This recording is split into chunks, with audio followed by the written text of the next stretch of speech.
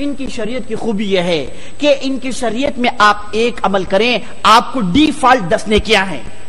آپ 1 روپیہ خرچ کریں equal to 10 نیکیاں ہے، پہلے سے ہی مقرر ہے. میرے دوستوں آپ صلی اللہ علیہ وسلم ایک حدیث میں فرماتے ہیں کہ اگر آپ کسی نیکی کرنے کا ارادہ کریں، آپ صرف ارادہ کریں گے تو آپ کے لیے ایک نیکی، اگر آپ اس نیکی کو کر گزریں گے تو اللہ تعالیٰ بہتر جانتا ہے کہ اس نیکیوں کو کتنا بڑھائے کتنا چڑھائے، اسے کیسے 4 چاند لگائے. اللہ تعالیٰ کی مرضی ہے. ہو سکتا ہے کہ ایک نیکی کے ذریعے سے آپ کو جنت مل جائے، ایک نیکی کے ذریعے سے آپ جہنم سے رہا ہو جائے. جیسے حدیث میں آتا ہے کہ ایک عورت تھی جس نے اپنے پاس بلی کو باندھ رکھا، کھانے پینے نہیں چھوڑا، تو اللہ تعالیٰ غصہ آ گیا تو اسے جہنم میں ڈال دیا. ایک زانیہ عورت تھی، اس نے کتے کو پانی پلایا، کتے کے ساتھ شفقت کا معاملہ کیا، کتے کے ساتھ رحمت کا معاملہ کیا، تو اللہ تعالیٰ کو عمل بہت پسند آیا جس کے ذریعے سے اس عورت کو اللہ تعالیٰ نے جنت دے دی. ایک عمل آپ کریں گے ہو سکتا ہے اللہ تعالیٰ اسے بڑھ چڑھا کر جو ثواب دے.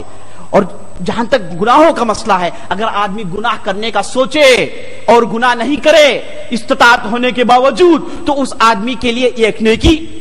گناہ سوچے کرنے کا سوچے استطاعت میں ہے لیکن اس کے باوجود نہیں کیا تو اس کے لیے ایک نیکی. میرے دوستو اگر وہ گناہ کرے تو ویسے صورت میں 1 گناہ لکھا جائے گا.